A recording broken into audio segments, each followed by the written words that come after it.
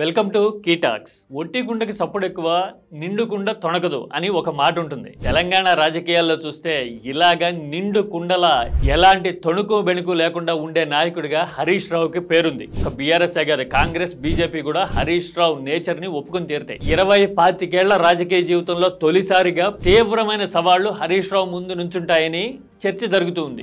ఏంటా సవాళ్లు, హరీష్ రావు ఎలా ఎదుర్కోబోతున్నారు, డీటెయిల్ గా చూద్దాం. అంతకంటే ముందు subscribe to key talks.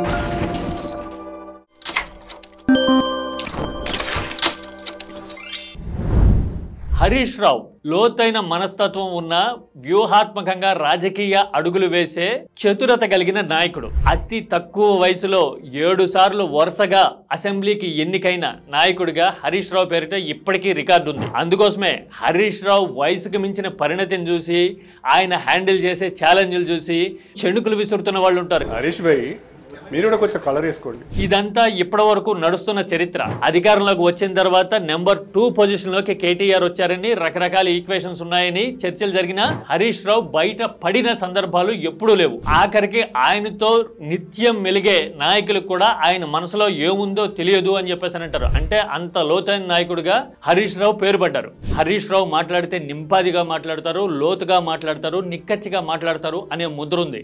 SLBC లాంటి సందర్భాల్లో ప్రమాద ఘటనా స్థలానికి వెళ్లి మరీ హరీష్ రావు మాట్లాడితే ఎంత రాజకీయ సంచలనాలు వచ్చినాయో మనం చూసాం. అట్లాగే ముఖ్యమంత్రి విషయంలో కూడా హరీష్ రావు చేసే కామెంట్లు కీలకంగా కుంభస్థలాన్ని కొట్టినట్టుగా ఉంటాయి. నా కారు ముంగట నాతో పాటు డాన్స్ చేసినోడి, నా వెనక నిలబడి నిక్కి టీవీలో కనబడేందుకు చూసినోడి నువ్వు.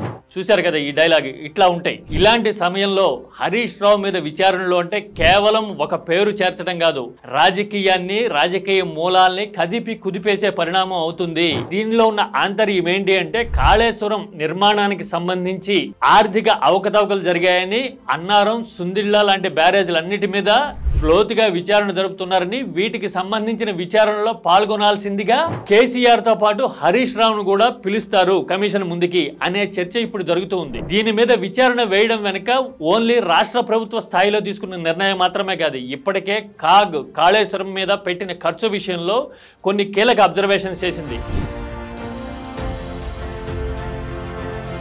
వీటితో పాటు సెంట్రల్ డ్యామ్ సేఫ్టీ అథారిటీ కూడా ఈ ప్రాజెక్టులన్నిటి మీద, బ్యారాజ్లన్నిటి మీద సేఫ్టీ విషయంలో అనుసరించిన వైఖరి మీద తీసుకోవాల్సిన మెజర్స్ తీసుకోలేదనే కోణంలో కొన్ని కామెంట్లు చేసింది. కేంద్రంలో జలవనరుల విభాగంలో సలహాదారుగా ఉన్న వెదిరే శ్రీరామ్ లాంటి బీజేపీ నాయకులు కూడా దీంట్లో ఈ విచారణలో భాగమవుతూ మా దగ్గర కూడా కొన్ని ఆధారాలు ఉన్నాయి అని కమిషన్ ముందుకెళ్లి సమర్పించడం ఇవన్నీ చూసాం. అంటే ఇది రాష్ట్ర ప్రభుత్వ విచారణ అయినా కానీ కేంద్రం వరకు పాకిన వ్యవహారం. కేసీఆర్ మీద విచారణ జరిగిన ఆరోపణలు వచ్చినా కేసీఆర్ సింపుల్ గా ఒక్క మాటతో కొట్టేస్తారు. ఏంది, తెలంగాణకి నీళ్లు ఇస్తే నా మీద విచారణ చేస్తారా, నీళ్లు ఇవ్వడం తప్పు అవుతుందా, తెలంగాణని ఎండగట్టాలనుకుంటున్నారా అనే వాదనతో కేసీఆర్ ఎదుర్కోవచ్చు, ఎందుకంటే ఆయన పార్టీ అధినేత. కానీ హరీష్ రావు విషయం వచ్చేసరికి మాత్రం విభిన్నంగా చూడాల్సి ఉంటుంది.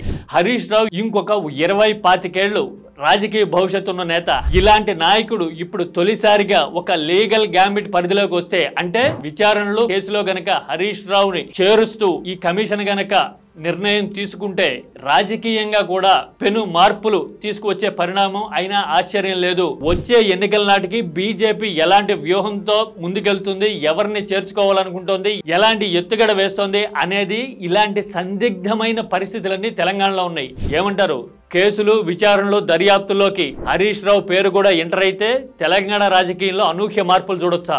డైనమిక్స్ ఎలా మారుతాయని మీరు అనుకుంటారు? మీ అభిప్రాయాన్ని కామెంట్లో చెప్పండి. Don't forget to subscribe key talks.